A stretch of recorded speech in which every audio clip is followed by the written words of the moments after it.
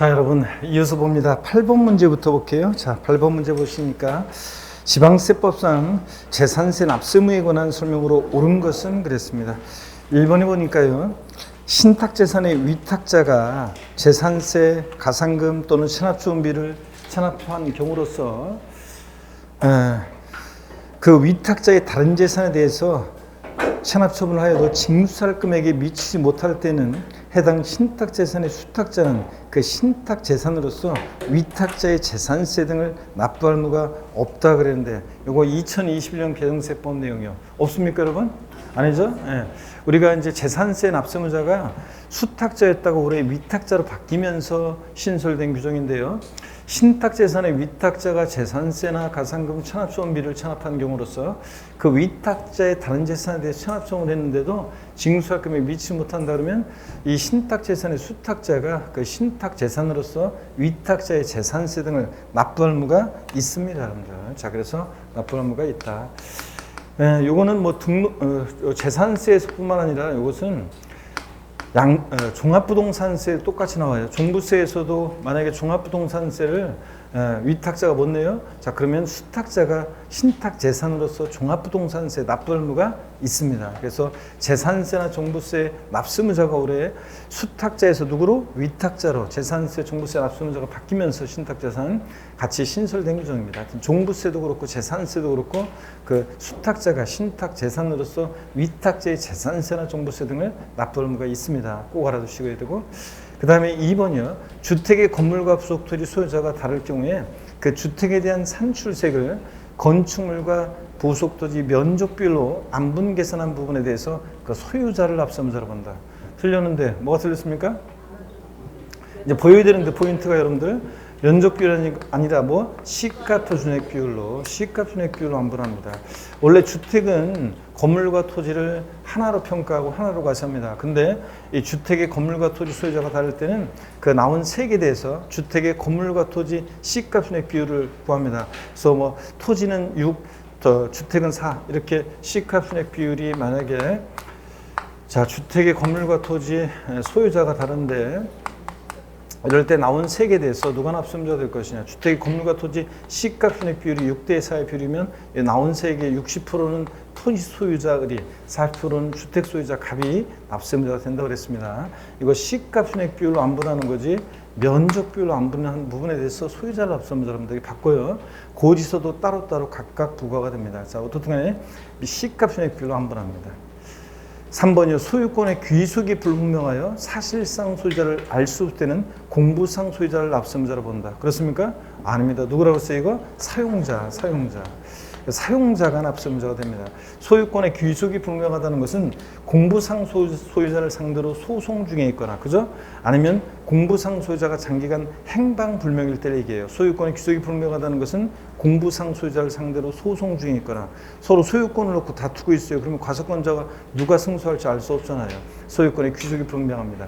또는 공부상 소유자가 장기간 행방불명일 때 우리는 소유권의 귀속이 불명하다고 하니까, 그러니까 공부상 소유자 그러면 그럴듯하지만 아니고 누구다? 사용자입니다. 다시 소유권 귀속 불명하다. 재산세 납세무자 누구다? 사용자예요. 꼭 여러분들이 기억합니다. 자, 그 다음에 또 보시면 국가가 선수금을 받아 조성하는 매매용 토지로서요. 사실상 조성이 완료된 토지 사용권을 무상으로 받은 경우에 그 사용권을 무상으로 받은 자를 납세무자로 본다. 국가, 지자체, 조합과 엔드 연부매매계약 체결하고 엔드 무상 사용권을 부여받았을 때 공부상 국가 등의 소유지만 실질적으로 권리변동됐다고 봐서 누굴 납세무자래요? 매수계약자, 사용권을 무상으로 받은 자. 그거 똑같은 구조예요. 그래서 사용권을 무상으로 받은 자를 매수계약자로 본다. 그 말은 사용권을 무상으로 받은 자를 납세무자로 봅니다. 법령이 이렇게 돼서 사용권을 무상으로 받은 자. 맞네요, 여러분들? 네, 그래서 4번이 정답이고요. 5번. 공유재산의 경우는 공유자 중에서 지분이 가장 큰 자를 납세무자로 하며 지분이 표시가 없는 경우는 최연장자로 한다. 앞동네, 뒷동네 다 틀렸죠? 자, 공유재산의 경우에는 지분이 가장 큰 자가 아니라 누구다? 지분권자, 각자입니다. 지분권자, 각자예요.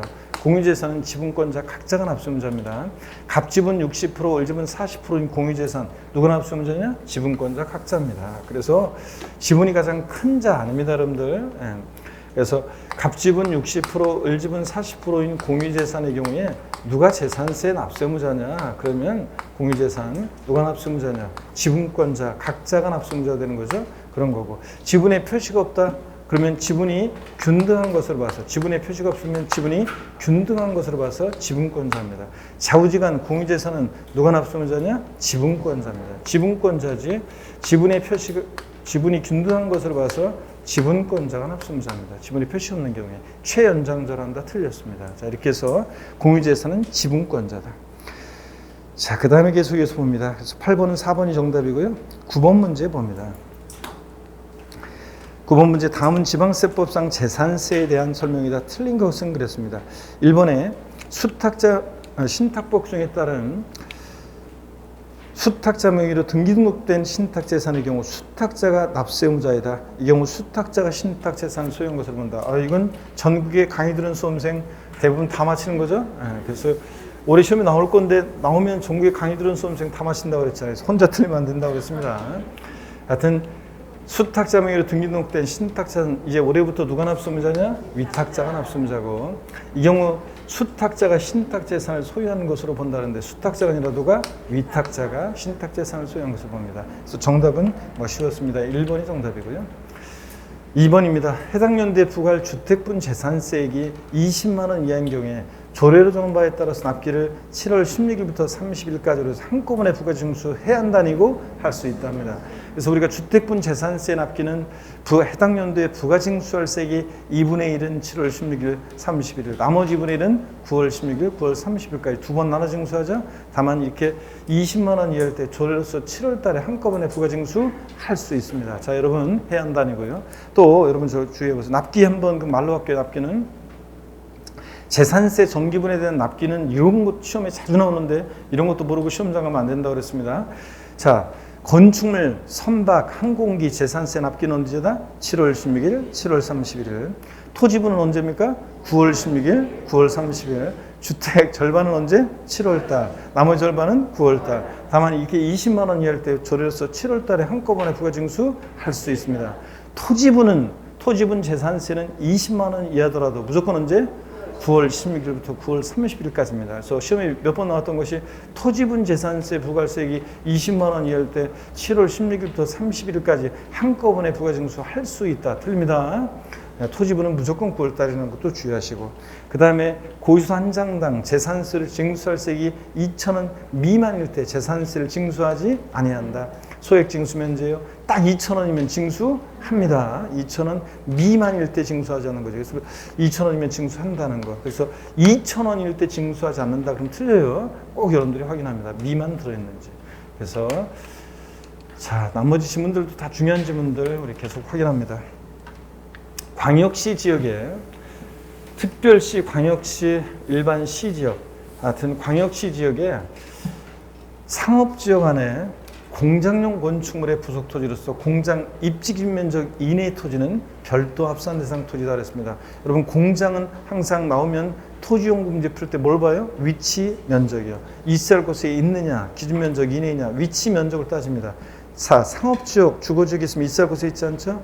이럴 때 주의하라고 했어요. 공장이 시지역의 주거지역이나 상업지역 같은데 있을 곳에 있지 않을 때는 공장용 건축물의 부속 토지를 보지 않고 일반 건축물의 부속 토지를 봐요. 그래서 기준 면적 이내일 때 일반 건축물의 부속 토지를 보니까 기준 면적 이내일 때 뭐가 된다는 거? 별도 합산된다는 거. 이걸 꼭 주의하라고 했습니다. 공장이 주거지역이나 상업지역처럼 있을 곳에 있지 않고 기준 면적 이내면 일반 건축물의 부속 토지로 봐서 뭐가 된다? 별도 합산 대상이 되는 걸 꼭 주의하라고 했습니다. 공장 위치 면적 따질 때요.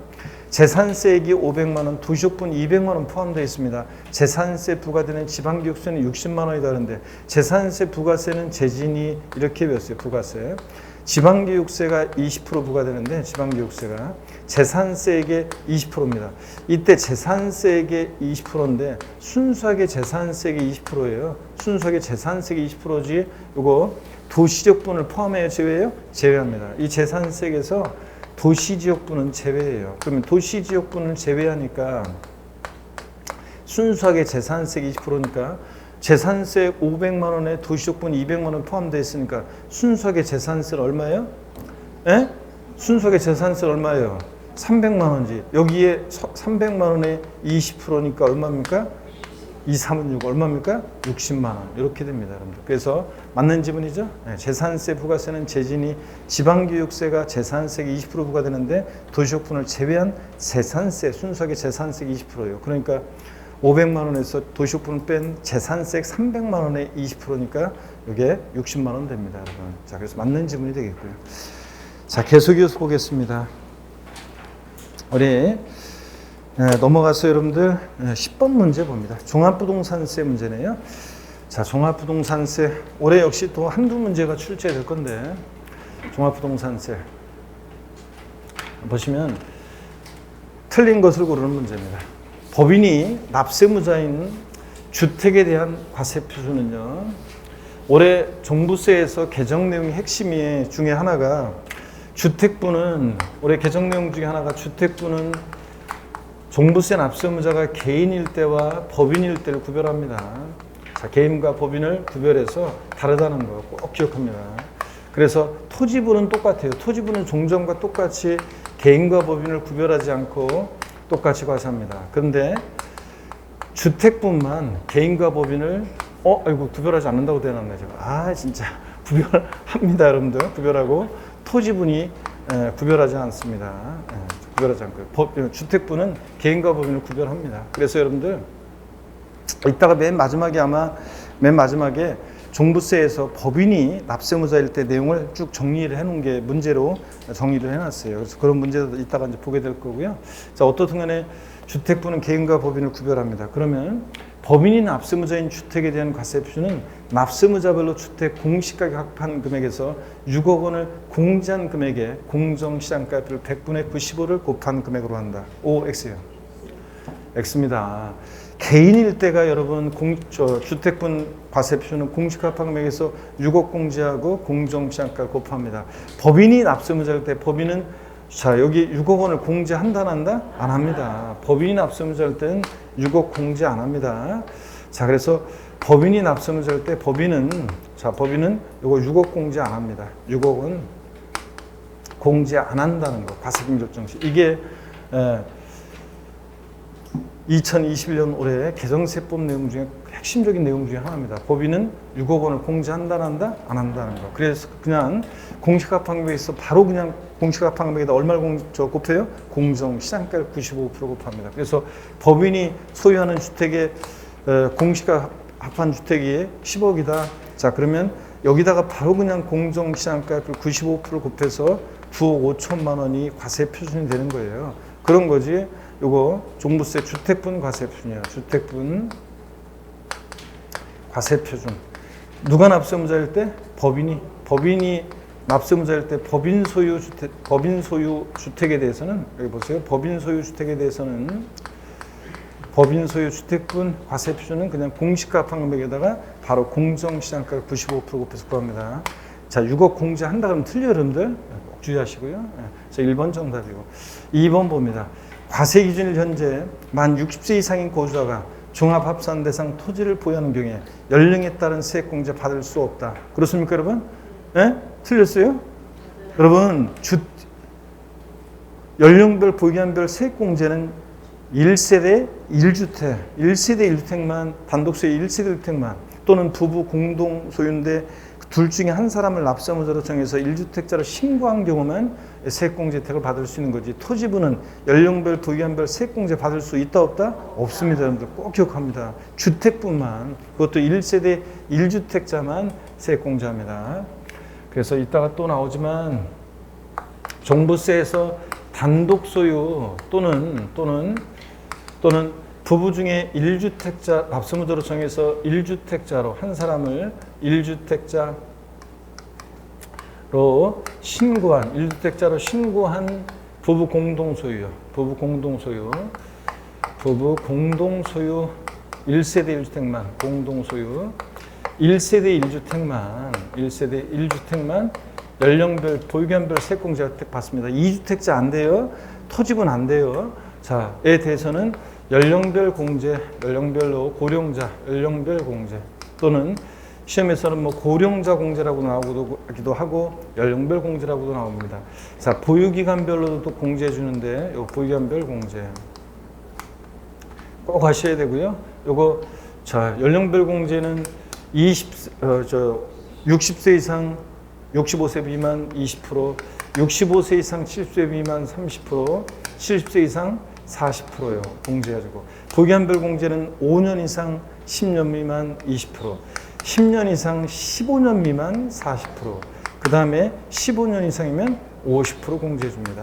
중복 공제가 허용되는데, 자, 몇 프로 범위 내에서만 중복 공제? 80% 범위 내에서만 중복 공제 허용되고요. 자, 그래서 요거 연령별 보유간별 세액 공제는 단독 소유 또는 1세대 부부 공동 소유에서 1주택자로 신고한 부부 공동 소유 1세대 1주택자만 이렇게 받을 수 있는 거지. 토지분은 된다 안 된다? 안 됩니다. 꼭 여러분들 기억하시고요. 그 다음에 3번 취득세가 중과세되는 고급 주택은 종합부동산세 대상이다. 여러분 별장은 제외되고 고급 주택은 취득세에서만 중과세지 재산세에서 일반주택과 똑같이 과세하니까 종부세 대상이 됩니다. 별장 제외, 고급주택 포함이고요. 그 다음에 4번 지금 보니까 관할 세무장은 납부할 종부세액을 결정하여 당연도 언제요? 12월 1일부터 15일까지 부가징수합니다. 종부세. 자, 그 다음에 분할 납부는 허용되는데 종부세 물납은 된다 안 된다? 안 된다는 거 여러분 꼭 기억합니다. 자, 그 다음에 13번 문제 봅니다. 13번 문제를 보시니까 아닌데 건너뛰었네. 제가 11번 문제를 봅니다. 11번 문제를 보니까요. 소득세법상 거주자가 부동산을 임대한 경우에 2020년도로 되어 있는데 이거 하여튼 작업하면서 2021년도요. 2021년도 발생하는 소득에 관한 설명으로 틀린 것은 그랬습니다. 1번에 부동산 임대에 발생하는 상업소득은 다른 종합소득과 합산해 과세하는 것이 원칙이지만 주거용 건물 임대에 발생하는 수익금액 총액이 2천만 원 이하인 경우에 다른 종합소득에 합산하지 않고 분리과세 14% 세율을 이걸 선택할 수 있다 그랬는데 맞습니까 여러분? 네. 우리가 2천만 원 이하의 주택임대소득은 종합과세와 분리과세를 선택할 수 있습니다 여러분들. 그래서 14% 세율로 분리과세하는 것과 다른 종합소득, 이자, 배당, 사업, 근로소득 등에 합산하는 종합과세를 선택할 수 있습니다 여러분들. 자, 주택임대소득이 얼마? 2천만 원 이하일 때요. 맞고요. 꼭 알아주셔야 돼요 이것도요. 임차 또는 전세받은 주택을 전대하거나 전전세하는 경우에 당해 임차 또는 전세받은 주택을 임차인 전세받은 주택으로 계산한다. 우리 1주택 소유하는 자의 주택임대소득은 비과세입니다. 주택 딱 하나 갖고 있는 사람이 임대했을 때 1주택 소유한 자의 임대소득 비과세입니다. 그때 주택수 계산할 때 전대하거나 전전세한 주택은 누구의 주택으로? 임차인, 전세받은 자의 주택으로 주택수 계산합니다. 임대인의 주택으로 계산한다고 바꿔요. 임차인의 주택으로 계산한다. 그 다음에 또 봅니다. 국내 3주택이요. 주거 용도로만 쓰이는 면적이 1호 또는 1세대당 40제곱미터 이하인 주택으로서 엔드 기준시가 2억 원 이하인 소형주택은 제외하고 소유한 자가 받은 주택임대보증금 합계액이 2억 원인 경우에 그 보증금에 대해서 법령이 정한 산식으로 계산한 금액을 총수익금액에 산입한다. 맞습니까 여러분? 틀렸습니다. 뭐 틀렸습니까? 우리가 전세주택이요. 우리가 월세주택과 전세주택은 어떻게 구별하느냐. 소득세는 월 임대료 받는 월세주택에 대한 소득세 과세를 전제로 쓰여져 있고 기본으로. 그 다음에 전세주택, 소위 전세주택은 예외적인 건데 보증금, 전세금을 받고 임대했다. 그럼 뭐예요? 전세주택이고. 그런 말이 없다. 전세금, 보증금 받고 임대한 그 말이 없으면 임대했을 때 뭐고요? 그냥 월세주택입니다. 그래서 여기처럼 보증금, 전세금을 받고 임대했다. 자, 그러면 자, 보증금 받고 임대했다. 그럼 뭐예요? 전세주택입니다. 전세주택은 몇 주택 이상? 3주택 이상이면서 엔드 보증금 합계액이 얼마? 3억 원을 초과할 때만 3억 원 초과해야 돼요. 딱 3억 원도 안 돼요. 3억 원을 어떻게 해야 돼? 초과할 때만 간주임대료 총수익금액에 산입합니다. 여기서는 2억이니까 간주임대료 총수익금액에 산입하지 않습니다. 여러분들. 산입한다 틀렸습니다. 그래서 3주택 이상이면서 보증금 합계액이 3억을 초과할 때만 과세합니다. 주의하시고요. 네, 또 봅니다. 논밭을 작물 생산에 이용하기 위하여 발생하는 임대소득과 일개주택을 소유하는 자의 주택임대소득, 고가주택과 국외소주택 제외하고요. 이것은 어떻게 한다? 비과세한다. 맞습니까, 여러분? 예, 그래서 우리가 작년에도 이거 시험에 나왔었지만 논밭을 작물 생산에 이용하게 하고 상대가 받을 때 비과세입니다. 또 그 다음에 일개 딱 주택 1주택 소유하는 자의 주택 임대수도 뭐한다? 비과세합니다. 단 고가주택과 기준 시가폭 초과하는 고가주택과 국외 소유하는 주택은 주택수 관계없이 1주택이라도 어떻게 한다? 과세하고요, 여러분. 전기료, 수료 등의 공공요금의 명목으로 지급받은 금액이 공공요금의 납부액을 초과할 때 그 초과하는 금액은 부동산 임대소득의 총수익 금액에 산입한다 그랬습니다. 여러분, 사람들이 악용하는 걸 막기 위해서 우리 총수익 금액, 임대소득에 대한 총수익 금액, 일단 임대소득에 대한 사업소득 금액은 총수익 금액에서 필요경비를 빼서 구해요. 말로 할게요. 그 다음에 총수익 금액은 임대료, 간주임대료, 관리비 수입, 보험 차액 뭐 이런 걸 합한 금액으로 합니다. 자, 그랬을 때 그 관리비 수입에서 전기료, 수료 등의 공공요금은 요거 관리비 수입에 제외합니다. 그래서 그 공공요금의 납부액을 초과할 때 악용하는 걸 막기 위해서 초과하는 금액은 부동산 임대소득의 총수익 금액에 다 산입합니다. 그렇지 않으면 사람들이 임대료는 임대소득을 피하기 위해서 좀 줄이기 위해서 임대료는 낮게 해놓고 온갖 명목으로 받아가지고 관리비 수익 온갖 명목으로 받아가지고 그 임대료 낮게 한 걸 볼충할 거 아니에요. 그래서 그런 악용하는 걸 막기 위한 규정입니다. 전기료, 수료 등의 공공요금은 제외합니다. 제가 좀 더 자세히 설명드리고 싶지만 시간 관계상 이렇게 일단 하겠습니다, 여러분들. 자, 요거 주택 수에 따라서 여러분들이 달라지는 거 항상 주의하셔야 돼요. 뭐냐면 주택 수에 따라서 달라지고 이런 것들. 상가 임대는 여러분 보실래요, 여러분들? 자, 보세요. 상가 임대는 이것도 정규 수업 시간에도 배우는 건데 상가 임대는 한 채든 두 채든 또 이게 한 채든 두 채든 무조건 임대소득을 과세합니다. 상가 임대는. 그 다음에 이게 월세든 전세든 상가 임대는 무조건 그 임대소득을 과세합니다. 근데 주택 임대소득은 달라집니다. 자, 이게 상가냐 주택이냐에 따라 달라지는데 주택 임대소득은 보세요, 여러분들. 만약에 월세냐 전세냐에 따라서 이게 달라집니다. 월세냐 전세냐 구별은 딴 거 없어요. 딴 거 없고 보증금 전세금을 받고 임대하면 뭐고? 전세주택이고, 그런 말 없으면 월세주택입니다. 한 채일 때 주택이 한 채다. 월세주택은 요거 뭐합니까, 여러분? 월세주택은 요거 비과세합니다. 단 고가주택과 기준시가폭 초과하는 고가주택과요. 고가주택과 그 다음에 국외 소지하는 주택은 해외 국외 소지의 주택은 1주택이라도 주택수 관계없이 어떻게 한다? 과세합니다. 요건 제외하고요. 그 다음에 전세주택은 한 채일 때 무조건 비과세인데 고가주택 포함해서요. 고가주택이어도 전세주택은 요거 과세한다 안 한다? 안 합니다. 포함해서 비과세입니다. 자, 그 다음에 두 채일 때 주택이 두 채일 때 월세주택 과세죠? 두 채면 과세고. 그래서 하나는 월 임대료 받고 임대하고 월세주택으로, 또 하나는 전세 보증받고 임대했다. 전세주택 뭡니까? 비과세입니다. 전세주택은 몇 채부터요? 세 채부터 과세입니다. 그래서 주택이 세 채다 그러면 월세주택 과세입니다. 무조건 월세주택은. 근데 전세주택은 3주택 이상이면서 and 보증금 합계액이에요. 요 합계액이 얼마예요?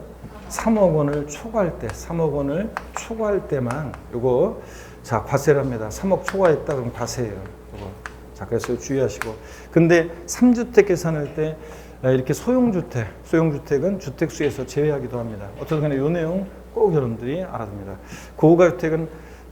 고가주택이라도 전세주택은 한 채일 때는 무조건 비과세고 한 채, 두 채는 3주택부터 과세한다는 거. 엔드 보증납계액이 3억을 초과할 때만요. 그럴 때만 간주임대료 총수익금액에 산입합니다. 간주임대료라는 것은 우리가 보증금 전세금을 받아서 은행에 넣어놨을 때 요거 이자액 상당액을 말합니다. 그걸 임대료로 간주합니다. 자, 그러면 됐고 여러분들 12번 문제 봅니다. 양도소득세 과세상이 아닌 것은 그랬습니다. 먼저 1번 보니까 관련 법령에 따라 토지가 수용되는 경우요. 양도세 대상이 됩니까? 네, 토지 수용. 자, 수용은 강제로 매매 이루어져도 보상금 받고 이전이니까. 그 다음에 이혼으로 혼인 중에 형성된 부부 공동재산을 민법 중에 따라 재산분할하는 경우요. 요거는요. 부부가 혼인 후에 형성한 재산은 부부 공동소유 재산인데 내 목 내가 찾아간 거죠. 그러니까 대가 받고 준 거 없잖아요. 자, 재산분할로 인한 이전은 양도세, 양도에 해당하지 않습니다.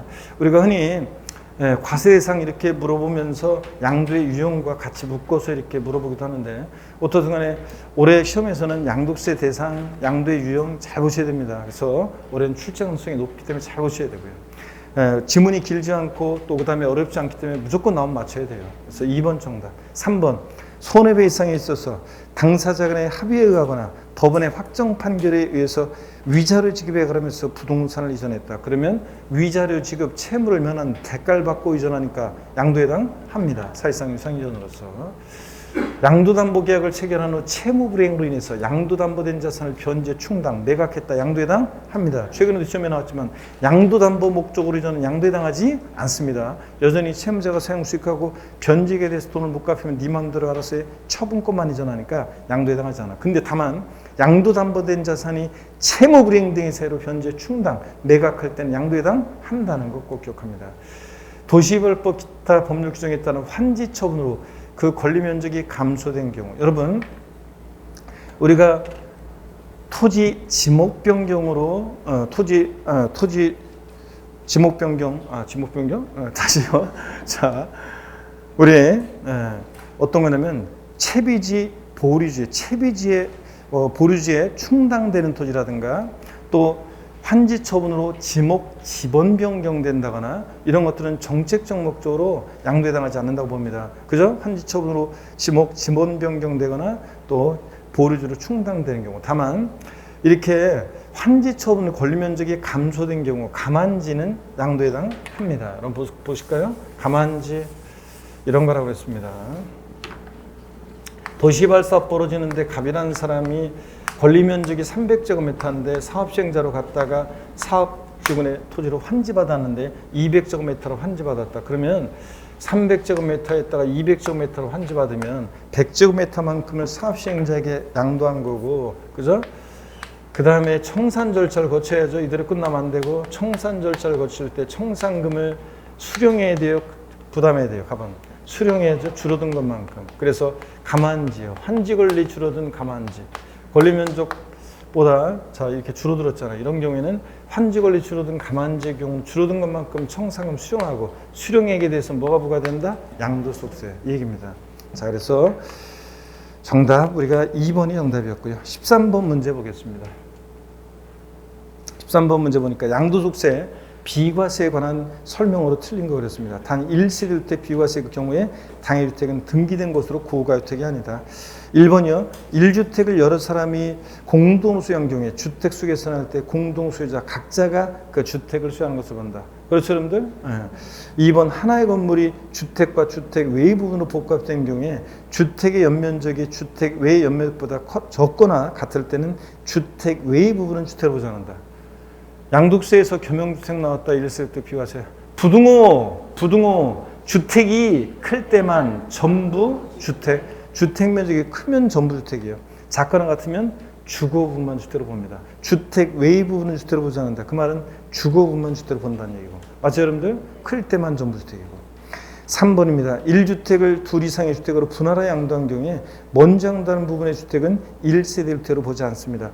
주택을 뭐 전기톱으로 자르는 것도 아니고 요거 지분으로 나누는 것도 아니고요. 1세대 주택을 분할한다는 것은 구분 등기하는 거예요. 그래서 1세대 주택을 분할하여서 먼저 양도하는 부분의 주택은 1세대 2주택 양도가 됩니다. 그래서 이것은 1세대 2주택 양도가 돼서 과세한다 그런 얘기입니다. 그런 얘기고. 그 다음에 4번 봅니다. 10개월 거주한 주택을 근무상 형편으로 세대 전원이 다른 시군으로 주거를 이전하면서 양도하는 경우에는 보유기간의 제한을 받지 않고 비과세한다 그랬습니다. 맞습니까, 여러분? 틀렸습니다, 여러분. 우리가 요거 최소한 얼마? 1년 이상 거주했어야 돼요. 이게 틀렸습니다. 1년 이상을 거주했어야지 1년 이상을 거주했어야 됩니다. 자, 그래서 요 얘기는 어떤 거냐면 우리가 이런 얘기죠. 예를 들어서 강원도 원주시예요. 만약에 강원도 원주시에 1세대 1주택이 있습니다. 강원도 원주시에 1세대 1주택이 있는데 이 1세대 1주택이 이 1년 6개월 보유했습니다. 1년 6개월을 보유했어요. 자, 그러니까 2년 보유를 못했어요. 그런데도 비과세 받을 수 있다는 건데 만약에 1년 이상을 거주하던 주택이다. 자, 이거 꼭 확인합니다. 10개월 거주하던 주택 안 돼요. 거주하던 주택이고 부득이한 사유, 취약이나 질병의 요양이나 근무상 형편 또는 학교 폭력으로 한 전학 같은 부득이한 사유예요. 이 근무상 형편은 부득이한 사유인데 사업상 형편은 부득이한 사유로 인정한다 안 한다? 안 합니다. 사업상 형편은 부득이한 사유로 인정 안 해요. 악용의 소리가 많아서. 그리고 다른 시군으로 세대 전원이 다른 시군으로 주거를 이전하는 경우, 다른 시군으로 주거 이전하는 경우에 이 1세대 1주택은 2년 보유를 못했어도 비과세 받을 수 있습니다. 요거 사례 나오면 꼭 확인할 거. 1년 이상 거주했는지 꼭 확인합니다. 저것처럼 10개월 거주한 주택이면 안 돼요. 또 부득이한 사유로 양도했는지 꼭 확인하시고요. 다른 시군으로 세대 전원이 주거 이전했는지 꼭 확인합니다. 사례 문제 나오면. 그래서 여기서 4번이 정답이 되겠습니다.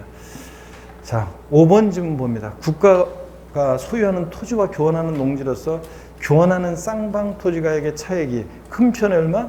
적은 편 아니에요? 큰 편에 얼마? 4분의 1 이한 경우에 양도세 비과세입니다. 이거 국가나 지자체가 개입이 돼 있거나 또는 농지법 같은 법령 규정에 의한 경우는 교환뿐만 아니라 분합도 비과세 사유인데 경작상 필요에 의한 경우는 교환만 비과세 사유고 분합은 비과세 사유가 아닙니다. 악용의 소지가 있어요. 분합은 나누거나 합치는 거기 때문에 복잡하기 때문에 악용의 소지가 많아서 경작상 필요한 경우는 주로 시험에서는 경작상 필요가 나오는데 경작상 필요한 경우는 교환만 비과세 사유고 분합은 안 되고 또 국가나 자체가 개입이 돼 있거나 법령 규정에 의한 것은 단서 조건이 없는데 경작상 필요한 것은 단서 조건이 있습니다. 신농지에서 몇 년 이상? 3년 이상 거주 경작해야 한다.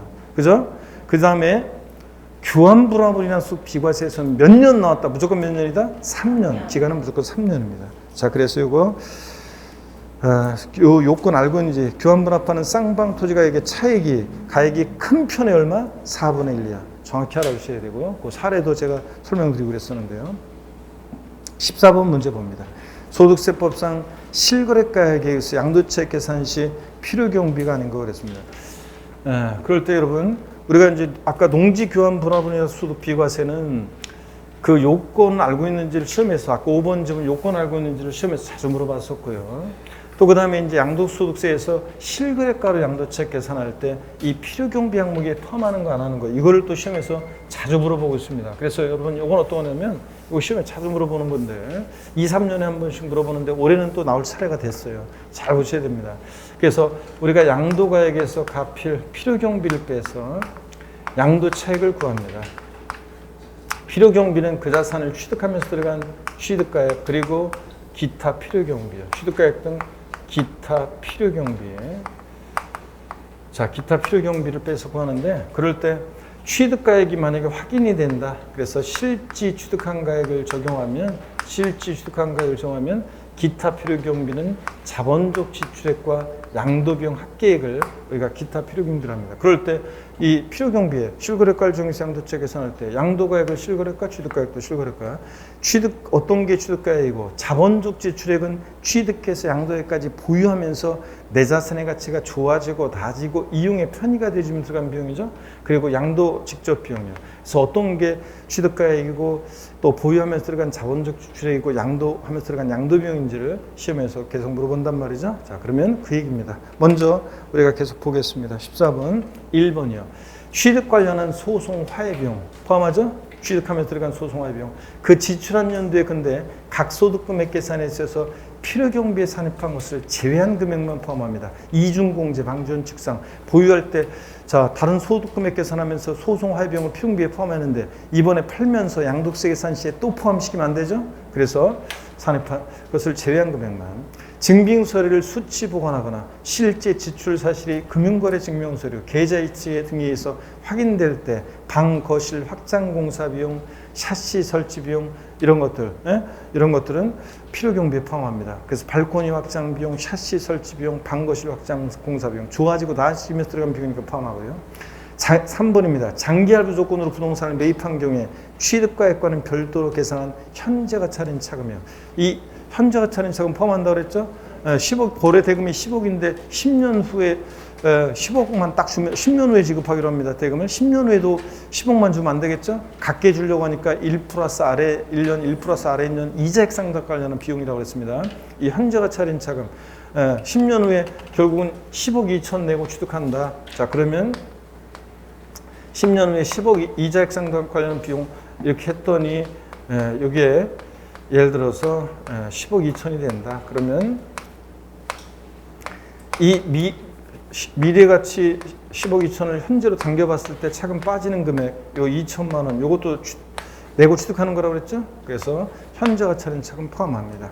그 다음에 계속해서 봅니다. 넘어가서 보시니까요. 4번입니다.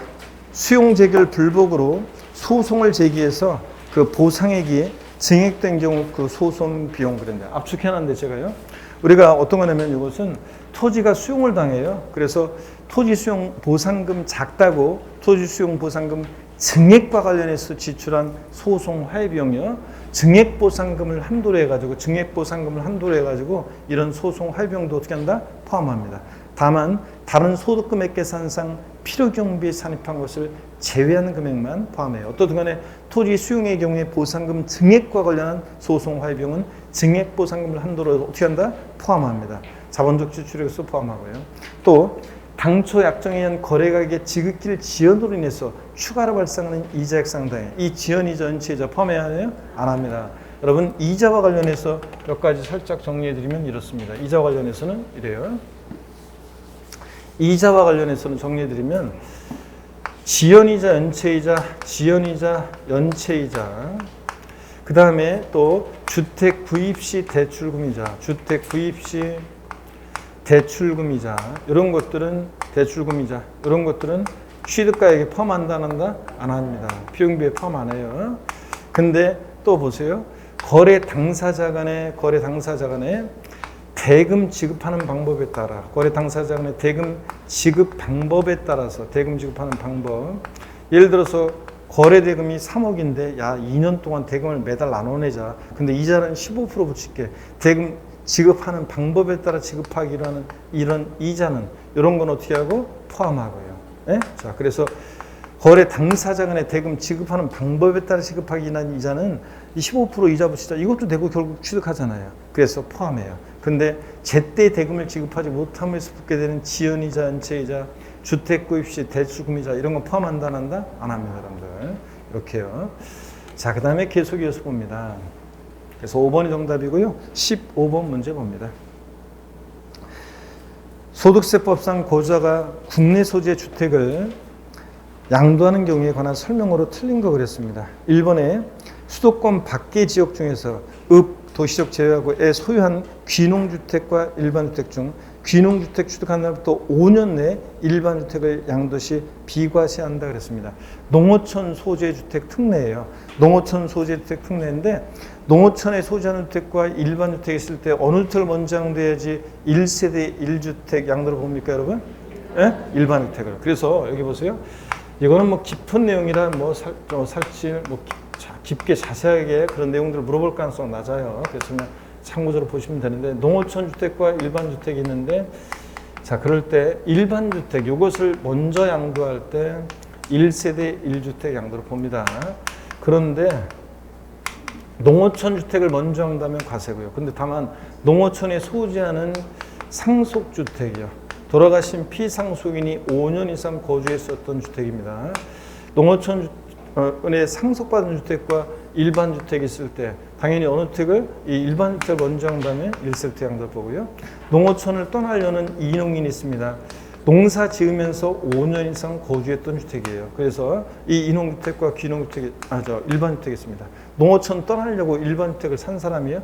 너마저 농어촌 떠나면 누가 우리 농어촌 지켜? 넌 돌아와라. 그런 의미에서 일반주택을 먼저 양도할 때 1세부터 양도를 봐요. 근데 농어촌으로 귀농하려고 귀농주택을 수거하면 이 귀농주택은 악용의 소지가 많아서 단서 조건이 굉장히 많습니다. 그래서 대지 면적 660, 쭉쭉방 660제곱미터 이내에 되고, 여러분은 기억 못해도 돼요. 대지 면적 쭉쭉방 이내에 되고, 고가주택 아니어야 되고, 1000제곱미터 이상의 농지가 있어야 되고, 여러 가지 요건이 있습니다. 사고 갈 요건도 있고. 근데 그럴 때 이 귀농주택, 다른 것들은 몇 년 내 양도해야 한다. 상속으로 인한 1세대 1주택처럼, 아이고. 양도시기 제한이 없어요. 몇 년 내 양도해야 한다. 양도시기 제한이 없는데, 요 귀농주택만 악용의 소지가 있어가지고, 이 귀농주택 취득 후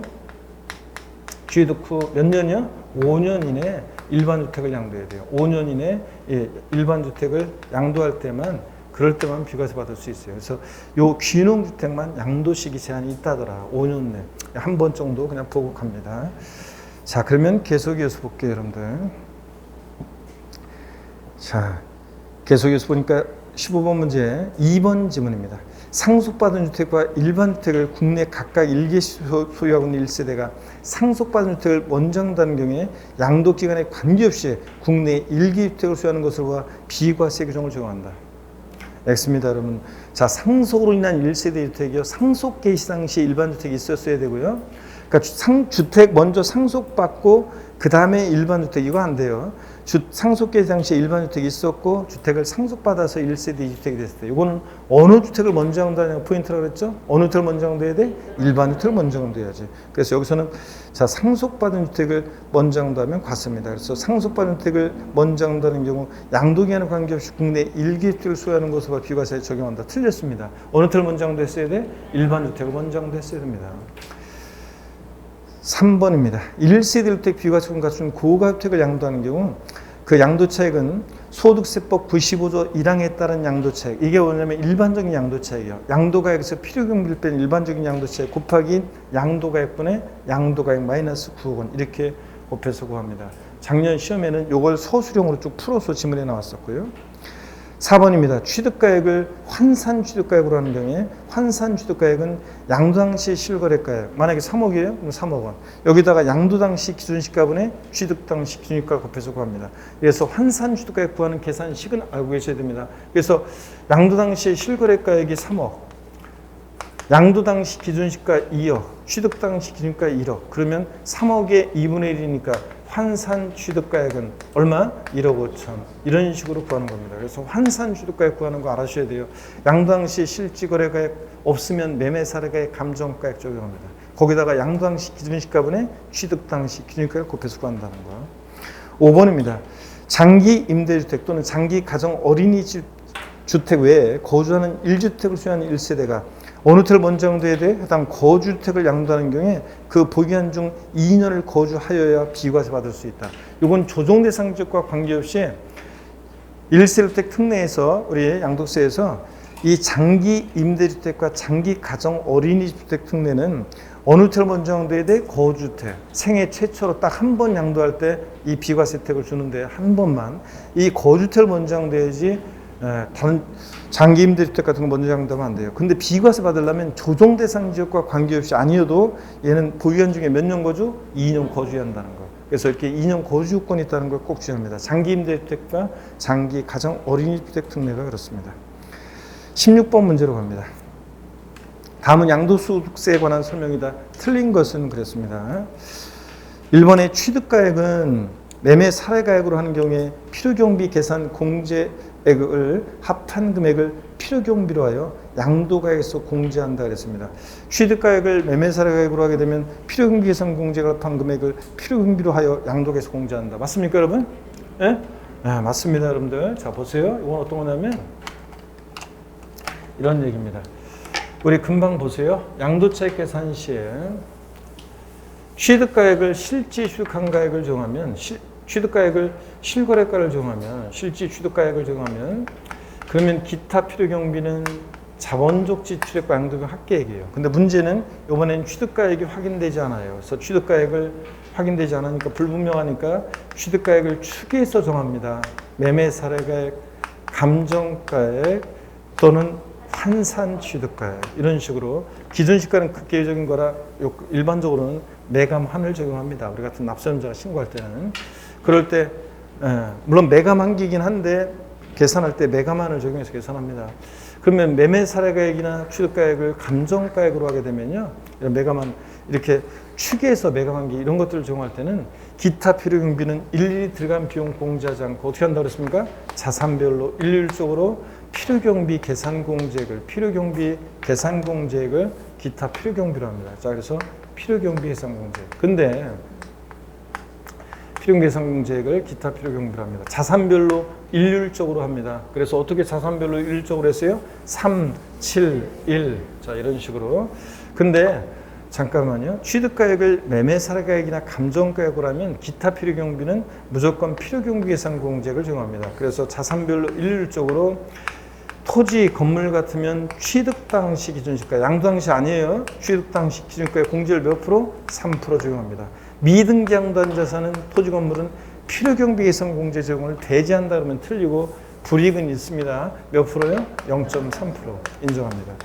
지상권, 전세권, 등기된 부동산 임차권은 취득 당시 기준시가에 공제율 몇 프로요? 7% 적용하고 나머지 애들 아파트 한쪽 분양권 등 나머지 애들은 자, 취득 당시 기준시가에다 공제율 몇 프로? 1% 적용합니다. 그래서 필요경비가 계산 공제를 나왔다. 며칠 되기 전에 가면 애 넣고 가면 부정탄다. 3, 7, 1. 그래서 높이를 했죠. 3, 7, 1. 맨 위에 어떤 거예요?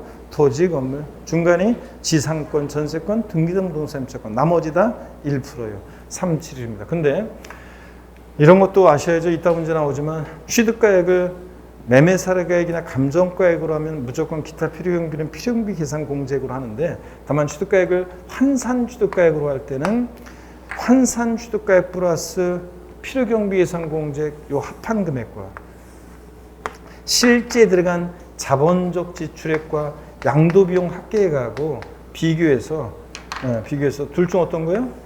큰 금액을 필요경비로 할 수 있습니다. 이 금액이 더 크면 이 금액으로 할 수 있다고 되어 있으니까 양도책을 최소화하기 위해서는 둘 중 큰 금액. 이렇게 선택하는 것은 취득가액 환산 취득가액으로 할 때만 환산 취득가액 플러스 필요경비 계산 공제 합계액과 이거하고 선택하는 거지 매매 사례이나 감정가액으로 하면 무조건 기타 필요경비는 필요경비 계산 공제액입니다. 어떤 때 필요경비 계산 공제액을 기타 필요경비로 하냐고요? 취득가액을 추계해서 정할 때 그렇습니다. 자, 그래서 취득가액을 매매 사례가액으로 하게 되면 기타 필요경비는 필요경비 계산 공제액 합계액을 필요경비로 하여 양도에서 공제합니다. 2번입니다. 납부할세액이 1천만 원 초과하는 경우 납부기한이 지난 날부터 2개월 내에 납부할세액의 일부를 분할 납부할 수 있다. 그렇죠? 그러므로 납부할세액이 1,800만 원인 경우 800만 원을 최대 분할 납부할 수 있다. 우리 양도세 분할 납부요. 얼마를 초과할 때 양도세는 분할 납부할 수 있어요? 1천만 원 초과할 때. 그러면 1천만 원 초과할 때 납부할세 일부를 납부기한 지나서 몇 개월 내? 2개월 내 분할 납부합니다. 그럴 때 양도세 분할 납부요. 처리 기준은 1천만 원 이하 그러니까 1천만 원 초과할 때 할 수 있으니까 2천만 원 이하, 2천만 원 초과로 나눠서 2천만 원 이하일 때는 1천만 원 초과하는 금액을 분할 납부할 수 있다. 그 말은 최소한 납기는 얼마? 1천만 원 납기내 내놓고 나머지 금액입니다. 그래서 1,400일 때 최대 분납 가능 금액 400. 1,800이면 얼마? 800만 원 최대 분할 납부할 수 있습니다. 2,000 초과했을 때는 50% 이하 금액이니까 양도세 납부할세 2,400이면 최대 분납 가능 금액 1,200. 만약에 양도세 납부할세액이 3,600만 원이다. 최대 분납 가능 금액 1,800. 요겁니다. 2,000 이하, 2,000 초과 나누세요. 2,000 이하일 때는 1,000 내고 나머지 금액.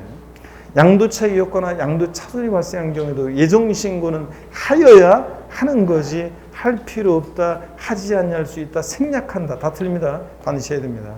양도차익이었거나 양도차손이 발생한 때도 양도수 과세표준금액이었거나 결손금이 있는 때도 반드시 하여야 하는 거고요. 여러분들.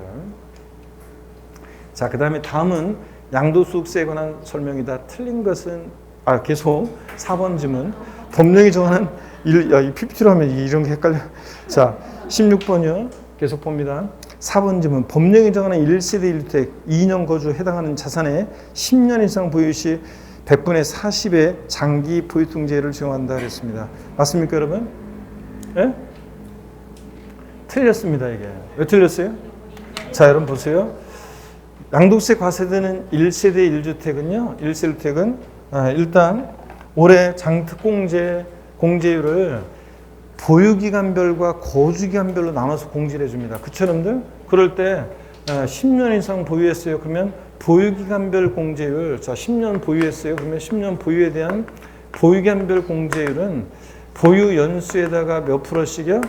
4%씩 적용해요. 그러니까 10년 보유했으니까 지금 10년 보유했으니까 몇 프로입니까? 자, 요게 이렇게 보유 연수 이렇게 할게요. 보유 연수에 10년 보유했으니까 40%죠? 공제를 적용합니다. 근데 거주 이게 확대 적용을 받으려면 최소한 거주는 1세부터 2년 거주는 해야 되는데 거주기간별로도 공제해 주죠. 그래서 2년 거주했으니까 거주기간별 공제율 거주 연수에다가 거주 연수에 몇 프로씩이요? 몇 프로씩이요? 4%씩 적용합니다. 그러니까 4, 2, 8 얼마요? 8%. 그래서 요거 몇 프로가 됩니까? 48%가 됩니다. 48%. 이렇게 된다는 거. 그래서 올해 장기 보유통제 공제율이 양도세 과세되는 1세대 1주택은 일반적인 거는 보유연수의 몇 프로씩? 2%씩 적용합니다. 양도 차익의 보유기간만 갖고 일반적인 토지 건물은 공제를 해주는데 양도세 과세는 1세대 1주택은 어떻게 한다? 이렇게 보유기간별과 거주기간별 공제를 공제한다는 거. 이게 차이점입니다. 그래서 여러분 올해 자 보시면 일반 장특공제 공제율은 장기 보유 특별공제 장특공제 공제율은요.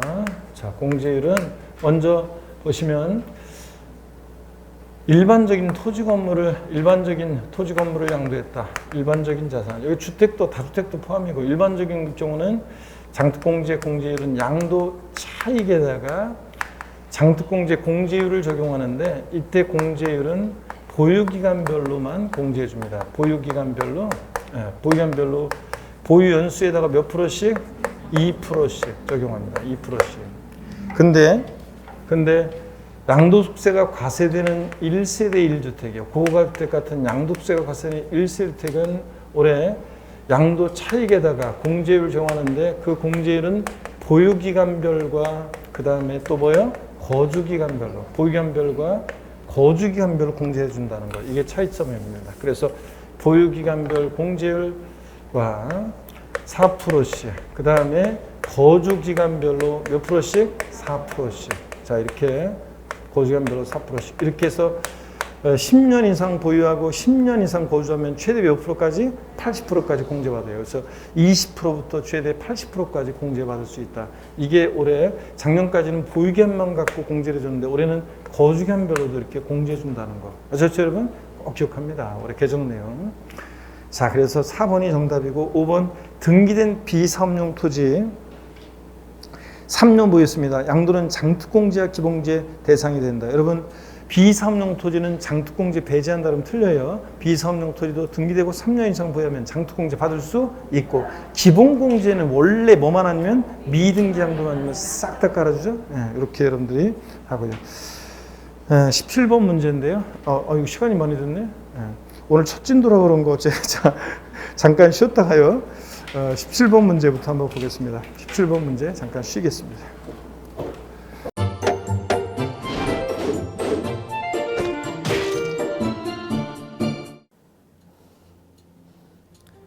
안녕하세요. 부동산 공법을 강의하는 고상철입니다. 자, 제가 이번 시간에 말씀드릴 건 뭐냐면 공인중개사를 여러분이 공부하시다 보면은 여러 가지 자료들, 뭐 OX 문제라든지 어떤 요약된 집약된 자료, 뭐 PPT 자료 이런 것들이 많은데 그 일일이 출력하다 보면 여러분들이 보관하고 하는데 불편함이 있어서 그런 것들을 좀 약간 또 해소도 하기 위해서 또 다른 사람들하고 커뮤니티도 뭐 할 수 있기 때문에 저희는 네이버 밴드라는 어플을 좀 활용할 건데요. 그 네이버 밴드에다가 자료를 올려놓은 거를 내가 다운을 받고 내가 보는 방법에 대해서 알려드릴 테니까 이 부분에 대해서 제가 시작하는 거 똑같이 따라 하시면 설치부터 사용 방법까지 말씀드릴 테니까 그대로 따라오시면 됩니다. 자, 1단계 네이버 밴드 어플을 다운받습니다. 자, 그럼 네이버 밴드 다운을 어떻게 받냐? 자, 플레이스토어 우리 안드로이드 버전으로 갈게요. 그래서 플레이스토어를 누르시면 화면이 바뀌면서 지금은 이제 컴퓨터 화면을 제가 이제 좀 크게 보이게끔 해놓은 거라서 여러분 핸드폰에는 아마 맨 위에 여기 검색창이라는 게 있을 건데 여기다가 제목을 넣는 거예요. 제목을 뭐라고 쓰냐면 네이버 밴드 아니면 밴드 이렇게 쳐도 돼요. 밴드 치면 제일 상단에 나오죠. 그래서 이제 네이버 요 밴드가 요 초록 색깔 바탕에 B자예요. 밴드. 그래서 이제 여러분은 설치 누르시면 됩니다. 자, 2단계 그럼 네이버 밴드를 일단 들어가셔야 돼요. 들어가서 검색하기 전에 밴드 어플을 누르면 위측 상단에 이 돋보기 모양이 있을 거예요. 이 돋보기 모양을 누르기 전에 우리가 이제 검색을 해야 되잖아요. 누르시면 검색 컨트롤 가요. 여기다가 우리 공수모라고 치면 돼요. 공수모 치고 엔터 치면 이제 그동안 이제 우리 공수모 관련된 게 나올 건데 제일 상단에 있을 겁니다. 그래서 여기 네이버 33개가 밴드가 나왔는데 그중에 여기가 1등이죠. 자, 그럼 이제 3단계 해당 공수모 밴드로 들어갔습니다. 그럼 들어가시게 되면 가장 첫 화면에 공인중개사 수험생 모임이거든요. 원래 그 수험생들만 위한 모임이기 때문에 시험 정보하고요. 어떤 자료들이 있어요. 뭐 OX 문제, 뭐 오지선다 문제, 그리고 이제 요약된 자료들 그런 거 공부할 수 있는 활용하는 어떤 밴드고요.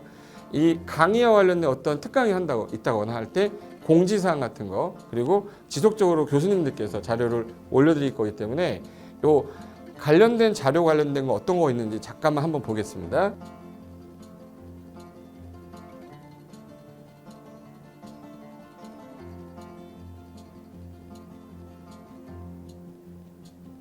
자, 그러면 4단계로 갈게요. 또 다른 꿀팁 하나 말씀드리겠습니다.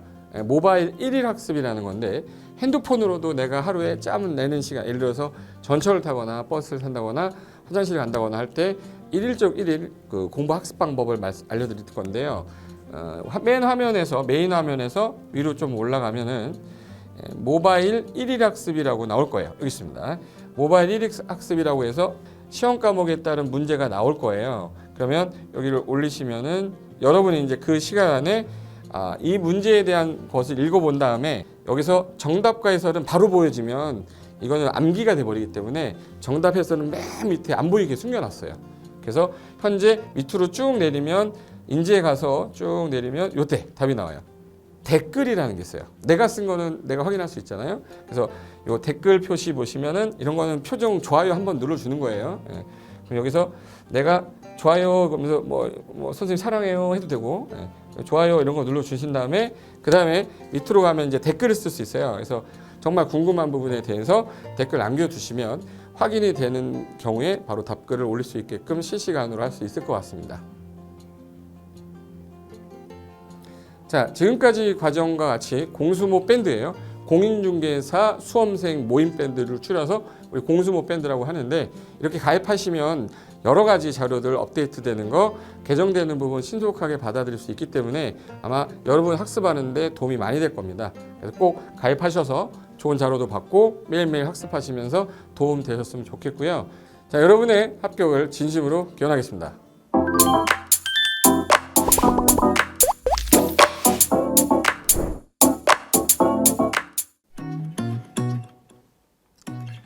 자, 안녕하십니까. 자, 이번에는 부동산 실무 일반인들이 어떤 도움을 받기 위한 관련된 밴드에 대해서 소개를 시켜드릴 건데요. 일단은 검색창에다가 365 부스라고 치시면 돼요. 365 부스인데 365일 부동산 스터디라는 밴드예요. 네이버 밴드인데 요 365 부동산 스터디라는 밴드 일단 클릭하시면 현재는 이제 4만 명 정도 되는 밴드인데요. 우리가 일반인들이 어떤 부동산 정보를 습득하는 데 있어서 이 정보를 얻기가 되게 쉽지가 않습니다. 내가 어딘가를 찾아본다고 해서 잘 찾을 수 있는 것도 아니고 어떤 전문가들이 하는 말들이 이 친밀성이 있는 건지 아닌지에 대해서도 우리가 잘 믿을 수가 없는 거기 때문에 그런 정보를 그래도 좀 손쉽게 찾아볼 수 있게끔 저희 이제 이 밴드에 구성된 전문가들이 정보를 좀 제공해 주는 거기 때문에 아마 유용하게 활용할 수 있을 거고요. 내가 부동산 중에 토지를 좀 알고 싶다 또는 상가를 좀 알고 싶다 또는 나는 내 집 마련을 위해서 청약이 좀 궁금하다. 근데 그게 솔직히 어디 가서 물어보거나 어떤 정보를 찾기 쉽지 않아서 그것 때문에 만들어진 밴드라고 보시면 돼요. 그래서 365일 내내 부동산을 어떤 공부한다는 취지로 밴드에 들어오셔서 질의응답도 하시고 궁금한 사항에 대해서 뭐 예를 들어 문의하시면 저희가 관련된 정보를 또 제공해주는 그런 밴드라고 보시면 되겠습니다. 어떤 밴드냐면 한번 보시면은 지금 현재는 뭐 공지사항이 제일 먼저 나올 건데요. 이 공지사항은 기존에 있던 오프라인이 어떤 강좌가 있으면 그 강좌에 관련된 거 뭐 세미나라든지 그래서 평소에 이제 우리가 이제 접하지 못했던 강의들 있죠. 이렇게 진행이 된다라는 거 공지를 좀 하는 그런 내용들이고요. 하나 좀 더 올리면 자 이제 우리 교수님이에요. 교수님 중에 상가 교수님이 최근에 예를 들어서 법이 바뀌었어요.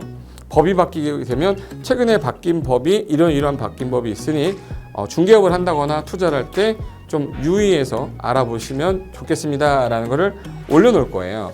기존에 올려놓은 자료가 있으면 또 찾아보시면 되는 거니까 이렇게 해서 계속 밴드에서 소식을 받으시면 실전에 굉장히 도움을 많이 받을 거라고 예상합니다.